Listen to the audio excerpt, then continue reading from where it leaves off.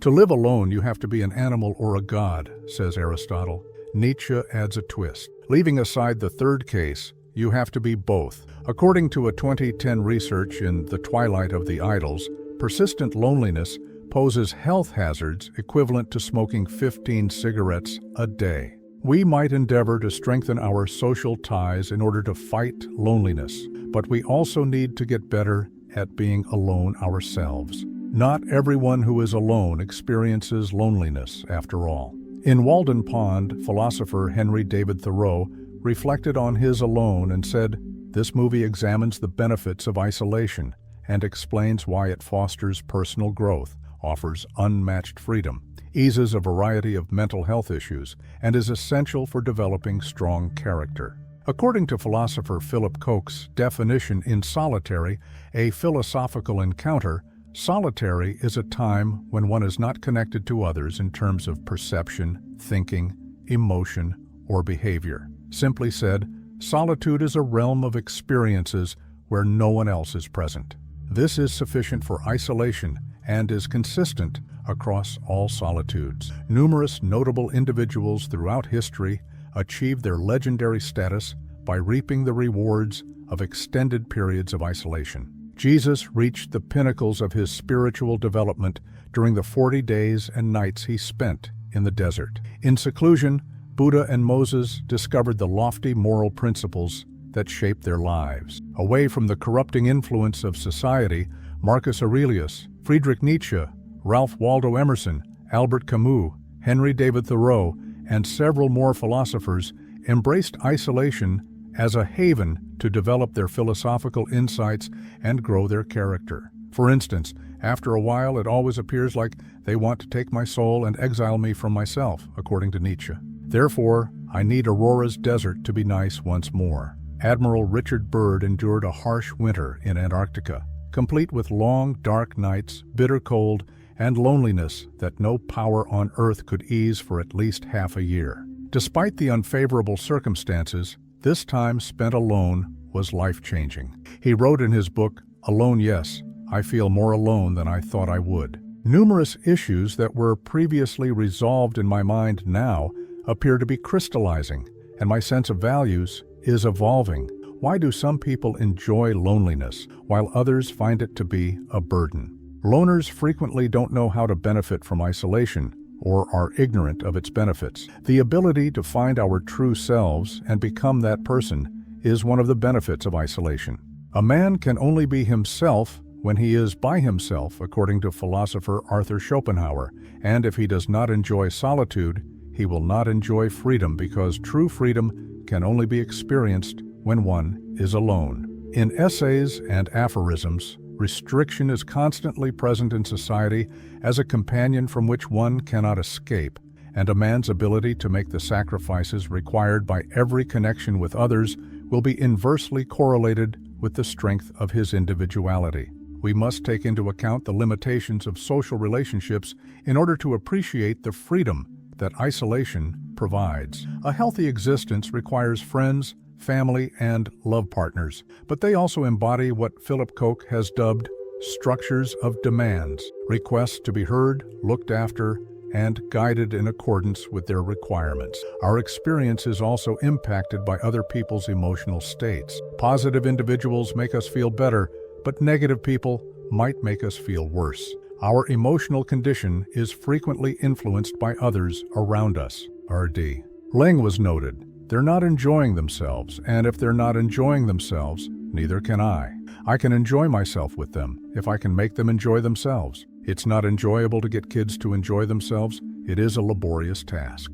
Even complete strangers have an impact on our experiences. Jean-Paul Sartre, a philosopher, advises us to picture oneself by ourselves in a park, taking in the trees, the sun, and the birds. They are just for us, but our experience is altered when someone else takes a seat next to us on a bench. Our peaceful connection with the natural world is disrupted when we realize that we are now an object in someone else's mind. William James, a psychologist, also emphasized the disheartening sensation that a lone walker experiences when he spots another walker coming from a distance. He instantly feels less free, less able to just be himself, and more self-conscious. Sartre intended for the term hell is other people to convey this, or as Sartre put it, I am forced to judge myself as an object based solely on the other's appearance, since that is how I appear to them. Sartre, Jean-Paul existence, and nothingness. Since solitary is defined by the lack of constraints and an unachievable freedom in social interaction, all these limitations are absent in solitude. When we are alone, we can enjoy our surroundings without being bothered by the fact that we are an object in someone else's field of vision. We can do everything we want, whenever we want, without worrying about what other people will think of us or whether we are living up to their expectations or demands. We are free to think, feel, and pursue our passions. Free. The fact that no one is restricting you on any side initially looks odd. Koch, Philip, Being Alone, a philosophical discussion. William Hazlitt, an English philosopher, used to go on lengthy walks by himself just to experience the freedom of solitude. He noted that the essence of a solo journey is freedom, the ideal freedom to think, feel, and behave as one pleases. For once, I prefer to do things my way, which isn't feasible unless you're alone yourself. Hazlitt, William discussions at the table. Alternatively, Thoreau said, I come and go with a strange freedom in nature, as Philip Koch noted. It's true, but why? The escape from the social norms that regulate all human interactions is one clear point. You can shout fire whenever you want when you're by yourself, and you can do it completely nude. The spiritual freedom of isolation, when our spirits roam, ramble, leap, or fly, is undoubtedly a global metaphor for freedom of movement. Freedom of solitude is valuable in and of itself, but it can also be a tool for self-discovery and personal development because it allows us to engage in what Philip Koch called attunement with oneself, which he explained is best described by the image of free flow, the flow of thoughts, desires, and emotions into consciousness without any sense of censorship or management, as well as a free access back to their origins. By exposing us to the entire spectrum of our feelings, ideas, wants, and interior images, Philip Koch's Solitude, a philosophical experience, allows us to connect with facets of our identities that we conceal behind the social masks we put on while we're around other people. However, when we are alone, we are free to remove these masks since our conscience is the only voice that can be heard or answered. The novelist May Sarton spent a considerable amount of time alone after a protracted and challenging relationship. As she wrote in Diary of a Solitude, I'm beginning to have intimations now of a return to some deep self that has been too absorbed and too bruised to function for too long. This passage was echoed by American philosopher Thomas Merton in The Silent Life. All men need enough alone and quiet in their lives to periodically hear the deep inner voice of their actual selves, even if they are not called to be hermits. Without listening to this inner voice, life is always depressing and draining. Man ceases to be a true human and no longer lives as a man if he is continuously banished from his own house and denied access to his own spiritual solitude. Merton, Thomas, The Quiet Life. But when we're alone, we don't always hear nice voices. Reliving old traumas and experiencing unpleasant emotions, worries, and concerns that we have evaded by engrossing ourselves in social distractions can occasionally be a part of becoming attuned with oneself. This inner attuned state isn't necessarily happy or calm.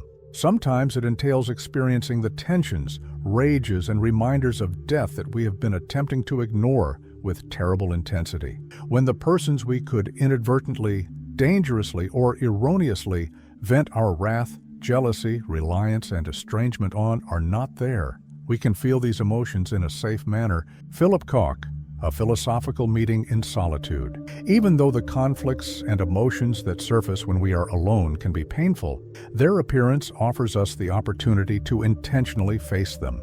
If we take advantage of this opportunity to sit in silence and let our anxieties and upsetting feelings take over, we can process, resolve, and let go of them, as well as heal the chronic mental health issues they were causing. This healing power of solitude is not an exaggeration. Albert Camus said that once a man has learned, and not on paper, to stay alone with his sorrow and to overcome his need to run, then he has nothing else to learn. Based on the ideas of Zen Buddhism, Japanese physician Shoma Morita has created a type of psychotherapy that forgoes therapeutic and pharmaceutical interventions in favor of giving the patient a solitary setting where he is compelled to face the suffering he has been avoiding. As Yilsa Vaith explains, the neurotic patient must be given complete rest for up to a week upon arrival at the hospital, during which time he is not permitted to associate with anyone else. He is not allowed to read or write on a smoking phone, listen to the radio, or watch television. The patient is left alone with his illness until he and his illness become one, and he must accept it in total solitude. Most ancient cultures recognized the great benefits of solitude, and among the Tarahumara Indians of the Sierra Madre in Mexico, solitude was sometimes even more valued than sociality. A 6-year-old youngster can take his ration of pinole corn, pound it into powder, and go out with the sheep for a week or two without seeing anybody else before coming back, according to Professor Job Raufeldi, who has observed what is nearly a cult of solitude. When asked to speak with other J. Raufeldi Indians, these Indians feel bewildered and ashamed because they are so accustomed to living alone. Even in societies where people lived more communal lives, Raufeldi man, the solitary animal, underwent extended periods of solitude to help them through significant life transitions. For instance, solitary journeys were a crucial component of the rites of passage, which marked the transition of an adolescent into a man. As James Hollis explains, ritual isolation is an introduction to a fundamental truth. No matter how tribal our social life is, we are on the journey alone and must learn to seek strength and solace within ourselves. A boy was taken to an isolated camp in the desert, where he remained alone sometimes for months. He would hunt, forage, protect himself from predators, and face his fear of the unknown and the dark. He would also undergo an attunement with himself and confront and overcome his loneliness, anxieties, dependencies, and turn his mind from an untrustworthy foe into a reliable friend. James Hollis, Beneath Saturn's Shadow, culturally sanctioned solitary travel has been prevalent in all known cultures throughout history, with the exception of ours. This reflects our society's strong dislike of loneliness, because, as the 17th century philosopher Blaise Pascal noted, all of humanity's problems stem from man's inability to sit still in a room alone. Instead of viewing solitude as a valuable gift, many people view it as something to be endured between social engagements or relationships. Or worse, loneliness is something to be avoided when other people are not present. Most of us use screens to divert our attention from our loneliness and the voices we might hear in the silence. Blaise Pascal's opinions.